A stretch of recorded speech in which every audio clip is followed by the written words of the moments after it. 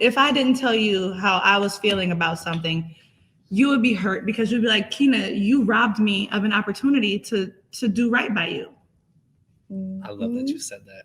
And then also you would be like, dang, so you just been walking around being fake towards me this whole time?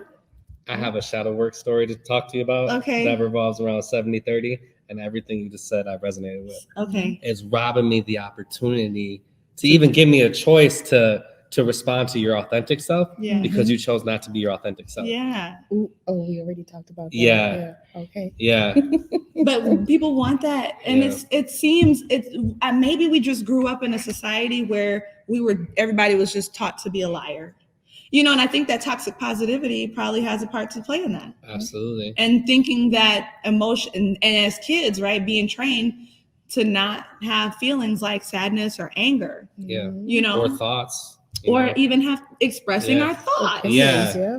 Taking only direction. Yes. Yeah. I think that all of that just trained a generation of liars. Yeah.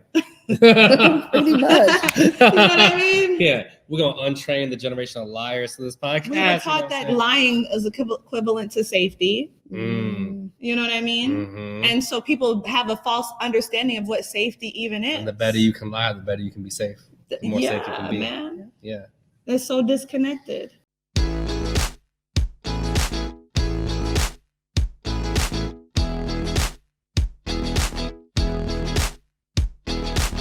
Episode 8. Good Lord. Coming live from Pancake Cafe in Stone. We got Drew, Dre, and Kina. Boom. Period. Andrea was talking to me. She was like, "Babe, there you go again with the social validities and the labels." I was like, "I'm gonna work on it. I'm gonna fix it. I'm gonna stop it." From the last episode? Yeah. I'm like, that's us. Kina, Drea, Drew. You want to say your name? Kina. There it is. Do you want to say your name? Drea. And I'm Drew. And this baby, this Asen. Yes. We live 8 episodes in. Oh man, it's such a joy and a wonder and a fulfilling feeling to be able to have these vulnerable and transparent conversations with two of my favorite ladies in my whole life. I appreciate y'all so much. You've been inspiring me to do so much and get outside my comfort zone. And, even with what we haven't talked to you about, what we're going to talk to you about off air today, Andrea was looking at me, she's like, "Babe, what's wrong?" And I was just quiet. And she's like, "There's nothing wrong. I'm just thinking. Like, I'm not overthinking, but I'm thinking about all the things that need to happen for me to, like, just next step, right?" Mm-hmm. And I was like, I'm scared, I'm nervous, I'm anxious, I'm excited. Like, I'm all these feelings at once. And I'm sitting here, babe, do you remember? Like, I was doing this with my fingers. Yeah. I was like sitting on the couch, like doing this with my fingers. I was like rubbing my fingers. I was doing this. It was crazy. But it kind of reminds me that, even for all types of people, we had talked about last podcast, it takes ownership, taking courage, right?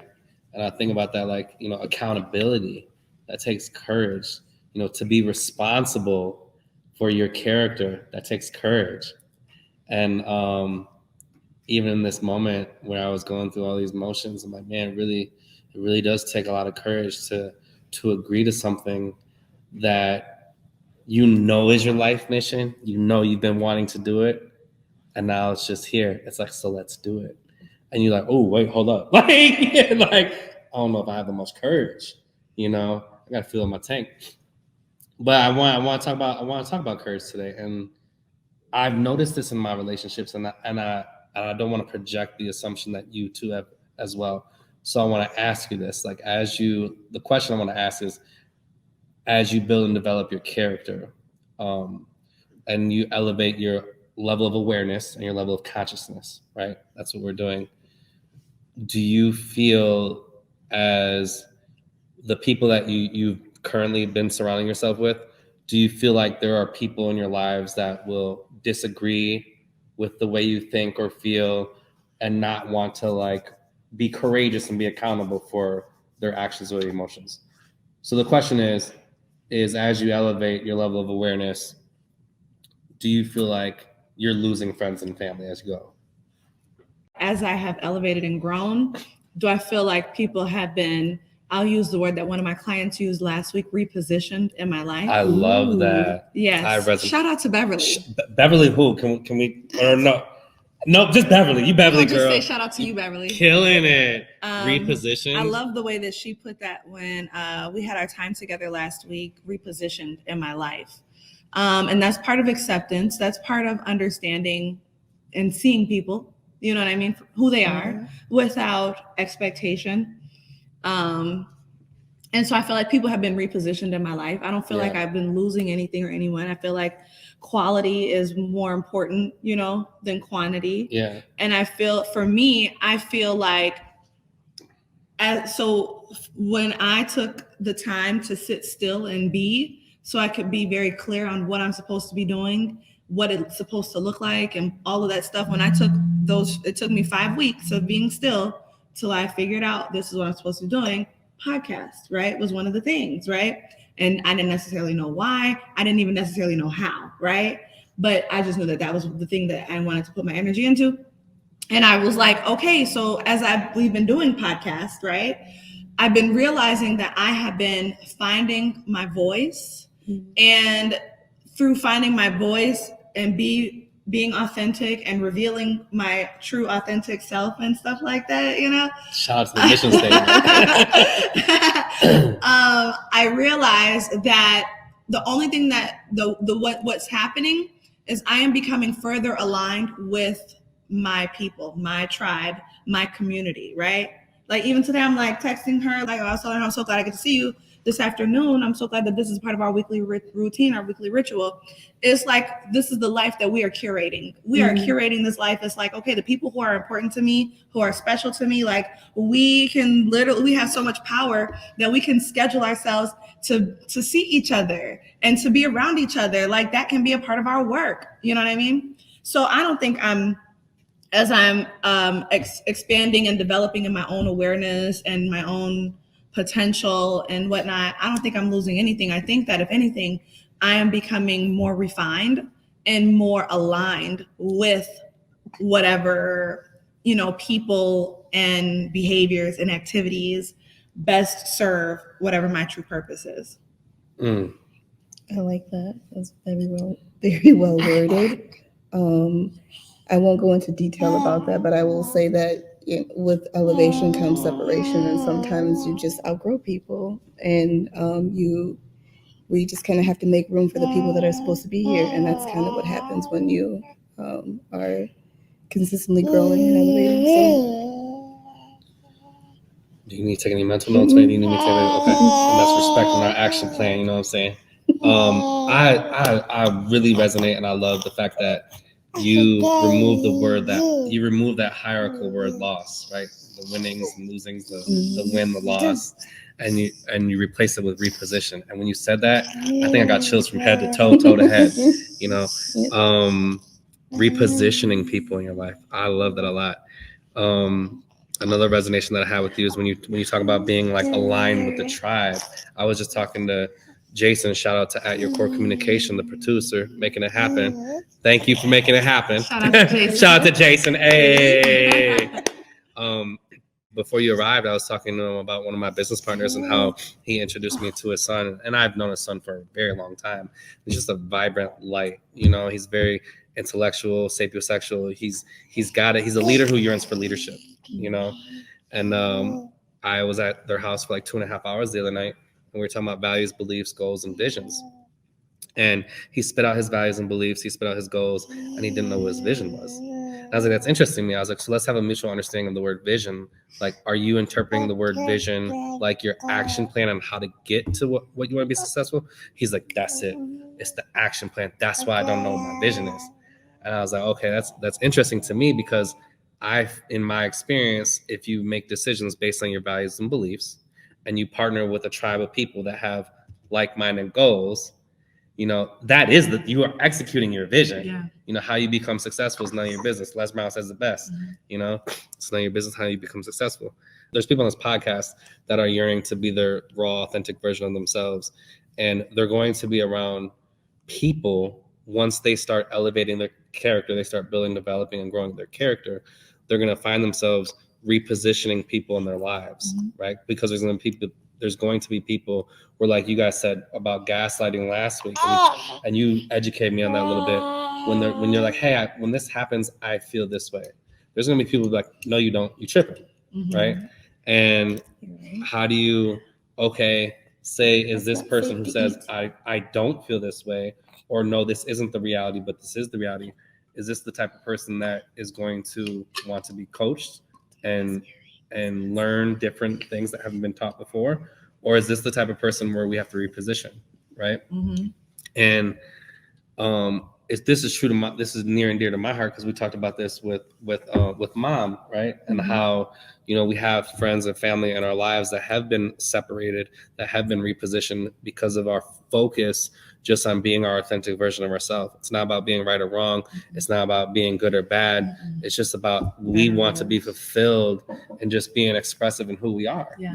But like, I think it's important to know, like, for the viewers out there, like, when is it important to separate or reposition yourself from people, from a tribe that you think is your tribe? And when is it important to be like, hey, you know what? Like, I love you so much. I'm learning so much. Like, are you willing to be coached? Like, are you willing to learn with me so we can elevate the relationship that we have together and make it meaningful and impactful? I want to be very connected with you. But it takes a lot of courage to look at your best friend of 20 years, 25 years, 30 years, to look at your boyfriend or the father of your child or the mother of your children for 10 years, 15 years, 20 years and say, like, just like what I told you, when was it, like a couple months ago? Like, babe, I've been loving you. I've been loving you for 20 years the way I thought you wanted to be loved. You know what I mean? This is the year where it's like unconditional mutual understandings, love language. Yeah, love languages, and no projections, and no separation. We're going to continue to reposition ourselves to be connected. I couldn't tell you, I don't even know how we got to where we got, but it took us 21 years, 22 years. Yeah. You know what I'm saying? But those values and beliefs that we had, unveiling that onion, getting to the authentic version of ourselves, we realized that our values, beliefs, our goals, and our visions are just, they're tight, Even the other day, I asked Andrea, I'm like, you mad at me, babe? And she's like, oh, no, babe, I'm not mad at you anymore. And she's like, babe, we always gonna get mad at each other. That's a part of the relationship. And it's weird because it's not weird, it just is what it is. But there's still trauma in my life that I haven't worked on with Andrea, where when she gets mad, I go to oh, shoot, is this a part of the cycle where she's going to leave me again? Is this that 1 month, 2 month, 3 month cycle that I talked about in the last podcast, where I was so naive to my reality? Like, there's that fear of loss, right? There's that anxiety. And maybe there's probably some guilt and shame that I still have from 10 years ago that I need to work through and forgive myself for being that person that I was in that moment. So then when I'm in these moments, I can really appreciate the anger. I can really appreciate the debates or the disagreements, because we don't always have mutual agreements right away. You know what I mean? And we don't always make the time to do it, and we come back to it. And I don't even remember what happened. It was yesterday morning, as a matter of fact. Because when I came home, he's like, "Hey, are you mad at me?" And I was like, for what? He's like, well, I thought you were mad at me because I was mad at you. And I was like, oh no, babe, we'll always be mad at each other. He was like, oh, and then the conversation just kind of ended. I gave him a kiss on the forehead and went in the kitchen and started making Asen's bottles, and that was it. But I was like, did he really think I was mad at him? Do you remember what it was about? Yes, I remember what it was about. Not to be too vulnerable, because it's kind of weird. It's not kind of weird, but there's habits and behaviors I used to have around certain people. So I came home, she was like, hey, this habit of behavior. I'm like, no, I took offense to it, right? Because it was like, you're projecting onto me what you thought without even asking me. And I got mad. And then I got the phone. Yeah, he got mad and he was abruptly, like, just bye. And I was like, okay, I'm just trusting him to behave how he's always behaved in that environment. Yeah. And I think that was fair. It was valid. So when he said that he didn't do whatever we were talking about, I was just like, okay, but then he was still upset about it. I was so mad. You was triggered, Andrew? Yes, he was. I was tripping. I was triggered. So I was definitely triggered. Yeah, when he was like, okay, I'm getting off the phone. And I was like, okay, well, bye. Normally it's I love you. He's like, okay, bye. And he hung up and I was like, okay, he's going to have to sit this one out. And figure it out. Well, and that trigger, not to drift, because I want to listen to y'all. That trigger is derived around me having to like sell the truth in the past, you know. And I'm so truthful now. I don't lie. To where when it was like assumed that it was almost like I had to defend my truth again. So it took me to those places. Yeah, like she trusted you, but you didn't necessarily trust yourself, or you felt like those old feelings of the, I don't know, like the disconnect, the dissonance. Yeah. And when you were saying that, it kind of took you back to being like, wait, am I so naive that she's leaving me and I don't even recognize it? Yeah. And it's like, at this point, recognizing that you both are at a stage in your lives together, your individual lives and your combined lives, that it's like, no, we are in this. We're going to talk. We're going to communicate. I can trust that I can trust her to be open and honest with me. And that her being open and honest does not mean that if she doesn't agree with me, that we're just done. Right. You know? And he knows, I think that deep down he knows that. Yeah, like, I know that. And it's just the feeling comes up, like, and you be like, what is happening? And I don't even necessarily notice that. I just have a response. I just had an aha moment. What? Think about the state of mind I was in. There's all this transition. There's all these things transpiring that are changing. There are things that are changing right now that I know are happening that I'm committed to. And then there are also things that could be changing that are life-changing. So I'm even a little bit on edge, right? With my character, like I'm a little bit like off my block, you know, if one would say. So then to have these external triggers occur, I'm not defaulting to my habits and behaviors that I've created. It's like what you said last week. There was that voice inside of my head. Yeah. You know what I mean? You're uncomfortable. There was that voice like, hey, she about to leave. Everything's changing again. Yeah. Ha, ha, ha, ha, ha, you know? Mm-hmm. Man. Man, I'm sorry. I had so much change going on. I projected that change onto you, you know, in our relationship. That's okay. You love me? I do love you. Alligator food? Alligator food Okay. it is. If y'all ever want to say I love you to somebody and not say I love you, just go alligator food. Yeah. That's crazy. Wow. What a week. I can't wait to find out what this transition is that is happening here. It's going to take courage. It's exciting though. It's really exciting. One thing about this in our relationship too, when we talk about courage and the accountability piece, remember like when we were on the couch and you were like, I feel like you're kind of like forcing me to like make a decision for you, but it's not for you. It's your decision. Like I'm going to support it. And I was like, no, I understand that. And we had that conversation too. Like when we make decisions and we support each other, we're supporting the family. Right. You know, if I support you or I support Alicia, I'm supporting the family. If you support me or you support Alicia, you're supporting the family. That's a mutual agreement we have, you know?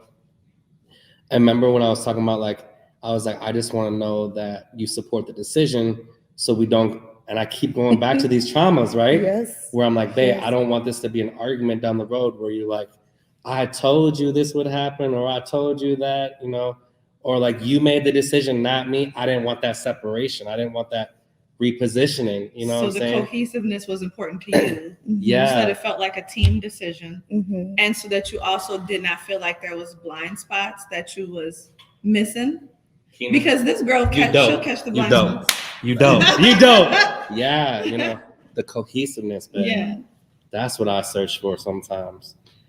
Is that okay, ride or die? So when it gets hard, we're not pointing fingers or doing what we used to do. Right. You know, and maybe that's what really hinders me. I think that we're beyond that though. Just based off of how much we've grown, I don't think that we're gonna go back to a place of pointing blame because it's been decided. Yeah. Yeah. I appreciate those words of affirmation. And that team is like, and you guys operate as a team, you know? Yeah. And so as a team, then it's like what you just now said, like if she make a decision, it's for the best interest of all of you, you know what I mean? And the same vice versa. Like, you know, I had a conversation last week where I was like, you know, I feel like whatever choices or decisions that you make is like no separate than you making a decision, for my best interest. You know what I mean? And I was like, I don't see any separation from what benefits you than what benefits me. And so then it's like, if I trust that, you know what I mean? Then it's like, and then I trust that whatever decision you're going to make is going to think about all of that. And that you're also going to consider if there's any blind spots like that I might bring up, dissect them, think about the angles, all of that, Right, Ethan? So much courage in our relationship. We are courageous with each other. It is. Like I was listening to something the other day, and this lady was saying how it's so toxic when, and it's like it's toxic and dangerous to be like in a relationship with somebody who you will only vent to a third party, but not to the direct person, And so she was like, you make it impossible to be with you because you are like not even speaking of, or you're pretending that you don't have needs that you actually have. And instead of speaking those things, you're being a coward because you're like, you want to tell everybody else except for that one person who's the only person who really you should be telling it to. Not to say that, okay, you can't vent to your friends and be like, let me explore the angles. Let me see like how I should be looking at this. But no, it's like, I have no intentions of addressing this with that person. I'm just going to just talk crap about them nonstop to other people. And then in their face, just be like, no, everything's fine. Yeah. I'm just going to continue to protect the peace. And that's really dangerous. It's so and toxic. Dangerous. So toxic. But people don't know. Like that venting. The venting is actually dumping because they're not coming to you for a resolution. Like when they go to their friends, they're not going to them for a resolution so they can go back to the relationship and say, hey, these are things that are bothering me. They're just dumping and saying, this person's doing this person's doing that, this person's doing that, and I got my stuff out to you, and now I'm going back to the relationship. Because I did not, because I'm not going back to address it with them. Right. And I guess that's where it's like, you got to, what? I don't know what you're going to say. Venting, dumping, and we talked about in the podcast. Yeah, so venting versus dumping, is what you're saying? Yeah. Can we real quick just tell them what that is? Yeah. Okay, so dumping is when you have all these problems, you have all these emotions, you're talking to somebody about it, but you're not coming up with like an action plan, you're not coming up with a resolution, you're not coming up with like a next step to, change the environment or progress it to be what you want it to be. Venting is like, okay, hey, this is happening, these are the emotions going on, these are the actions going on. We need to get to here. We're hindered by these things. Can you help me figure out how I can connect with these people? Or can you help me figure out how to guide these people? Or can you help me figure out to talk to this person and be my expressive self so we can have this understanding that we want? So that's venting. So venting is healthy. Dumping is unhealthy. And then I would even go a step further and say, like, if somebody calls me and they're telling me blah, blah, blah, I have this happening, whatever. Like, nobody really says to me, can you help me figure this out, right? However, I do think that I feel like it's safe to say that I do create a safe space for figuring out resolution because I ask questions. Right. That's like, okay, well, have you thought about this? Or, have you what about this? Or why do you feel like that? Yeah. And because of that, then usually whoever I'm talking to, like through whatever they're expressing to me, figures out that whatever they're mad about is really something about however they're communicating or however they're perceiving whatever's happening. And so then it's like, okay, so now you can go back and talk to that person, right? From a healthy place. Like that's what happens in therapy for me. Yeah. You know what I mean? Like I go and I talk to my therapist and I might be like, man, and blah, blah, blah. And then my therapist might be like, is that true? Or is that like just a part of their process and you're being impatient? Yeah. Oh, you know what? Maybe I am being impatient. Maybe I'm expecting them to be like me, right? And so then I think about it and then it's like, okay, so now I can come back with a healthy, but still with the plan of courage, right? Yeah. Not a plan of action, right? Yeah. An action plan starts with the plan of courage. I've been learning that that's a very important element in healthy relationships is having the courage and the trust, right? The courage to be able to go ahead and speak forward on how you feel and what's happening within you. And then also having enough trust to know that this person, I trust that we're going to work this out. I trust that we're going to come to a resolution. I trust that we're both invested and both committed in figuring this out. Do you remember how we had the acronyms for fear last week? What is there an acronym for courage, or what's like? I remember in a lot of this motivational speaking that I follow, like what courage actually means to them. Okay, I'm write down courage so I can look. I'm looking at the word. Yeah, look it up real quick. I'm just looking at the word courage. Well, let's even get the definition by Google. COURAGE. Courage. Yeah, courage. we're talking about that. Courage stands for can our understanding remain? No, I'm just kidding. Wordplay. We gonna come up with it. We gonna come up with courage. Okay, what's the definition? So you want the definition? Yeah, just so we can have a mutual I could understanding. have probably came up with a really quick one, right? Yes, because I was like, yeah, right. That's why I'm like COU. Okay, this is why we podcast. Courage, the ability to do something that frightens one. Ooh, okay, yeah. Strength in the face of pain or grief. Courage. So the ability to make a decision you're scared of, right? Mm-hmm. Cool. Okay, wait, and let me go further. The word courage comes from heart, seat of feelings, heart. Okay, core is a Latin word for heart. Okay, if you want to take it all the way there, to the roots of it, it has to do with heart. Like when somebody says you got heart, yeah, courage. Yeah. Mm-hmm. Okay, so let's talk about this. So, in protecting the peace, right? I feel like most situations, most people that are protecting the peace, it's revolved around not having that courage, not making that decision, that they're afraid of somebody reacting to them, they're afraid of losing somebody, they're afraid of an argument, they're afraid of a disconnect, they're afraid of a fight, physical, emotional, physical, or hurting the other person. They're afraid of hurting the other person. Go ahead. I'm hearing all of this, and all I'm hearing is they're not solid in their self-worth, their sense of self-worth, because they're afraid of all those things. But if you know that you deserve, whatever those things, if you know I deserve to be seen, I deserve to be heard, I deserve to be received, I deserve to be loved as I am unconditionally, I deserve to be who I am. I deserve to be who I am, not who you want me to be. I deserve these things. And so I'm going to prioritize that because I am worth that. Right. But if I'm not solid in myself, if I can't stand in my own worth, then I'm going to be afraid of all of these other variables. I'm going to be afraid of being rejected and of hurting somebody. I'm going to think that my truth is hurtful to somebody else. So the lack of courage derives around the lack of self-worth. That's how I feel. Yeah. Oh, you might take baby? I got it right here. Okay. That was powerful.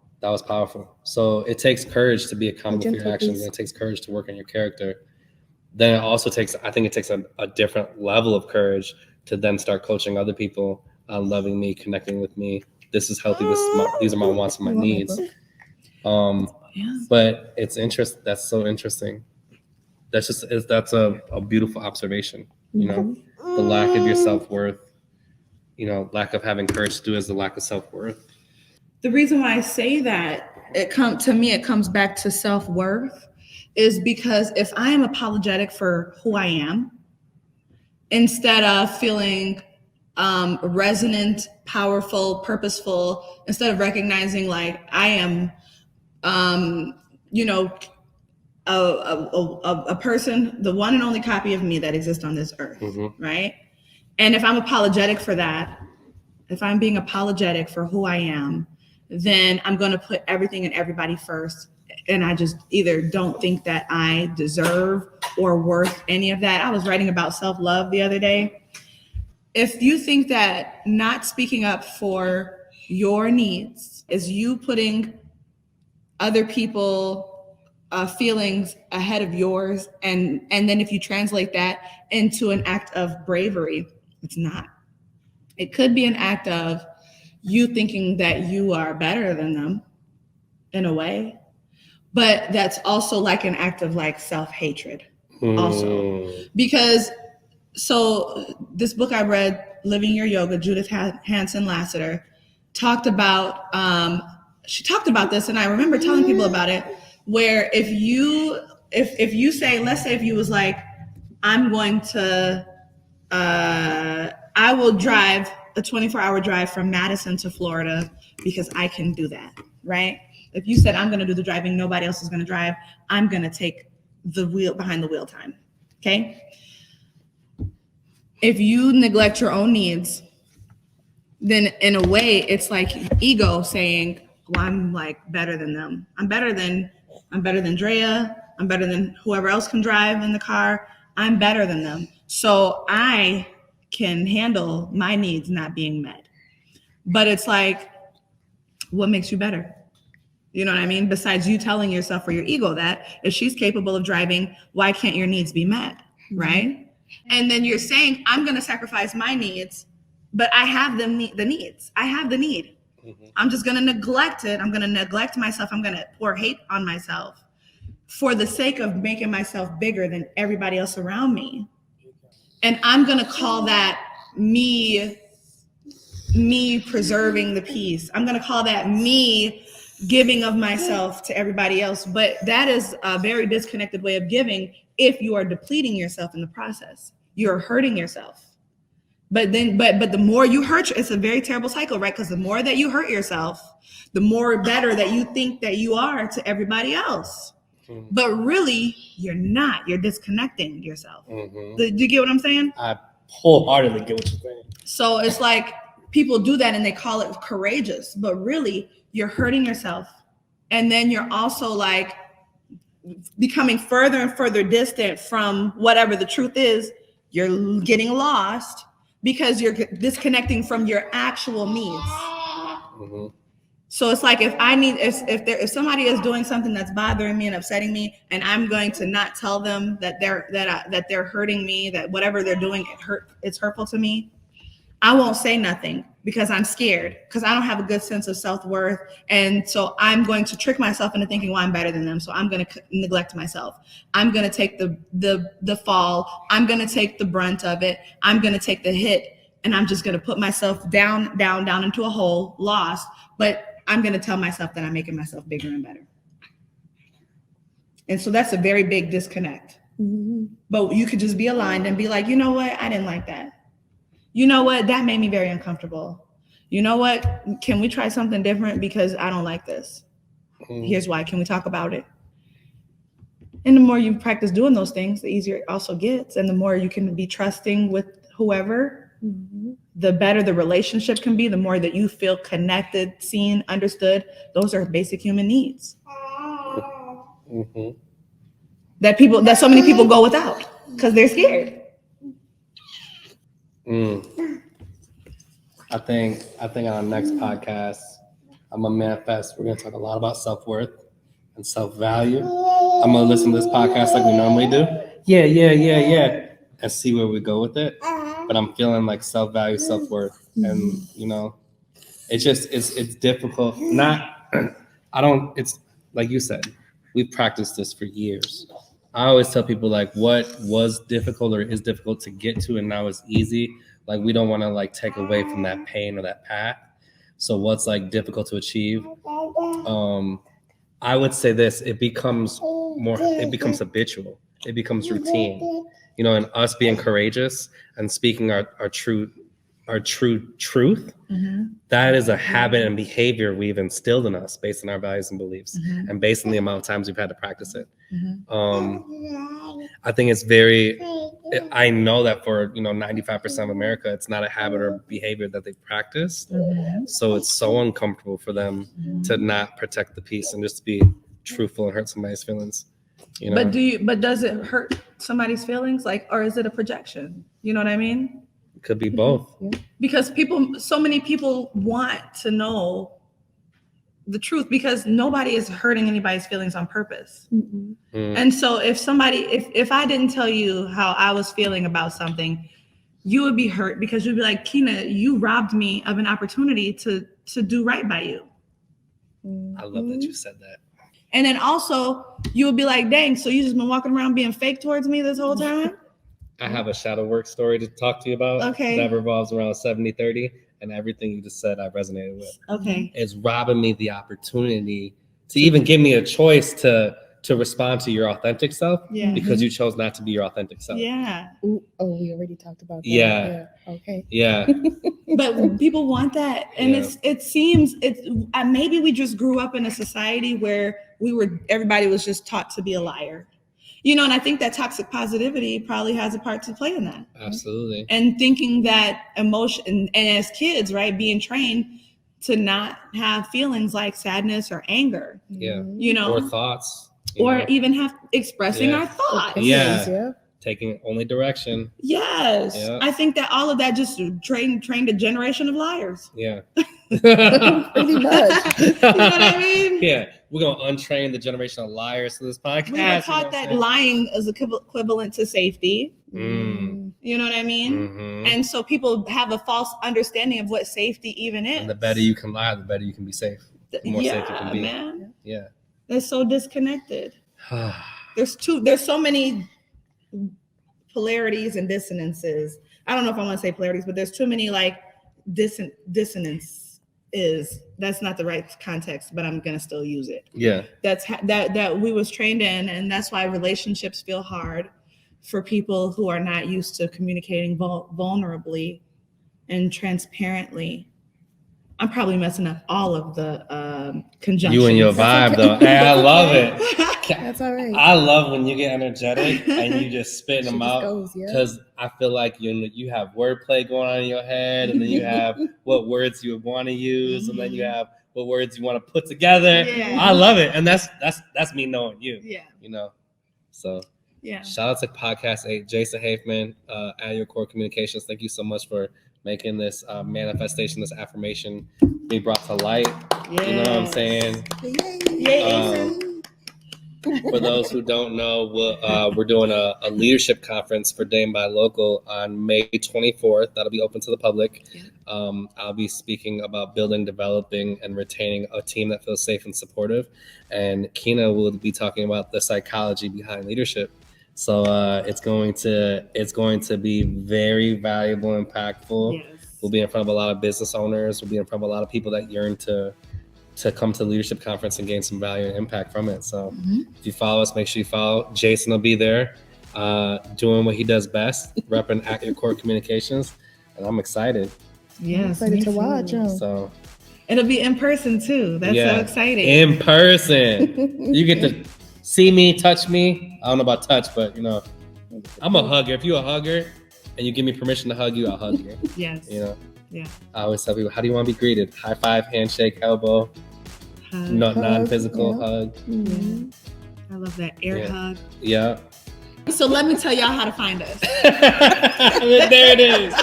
Mic drop. I just wanted to make sure.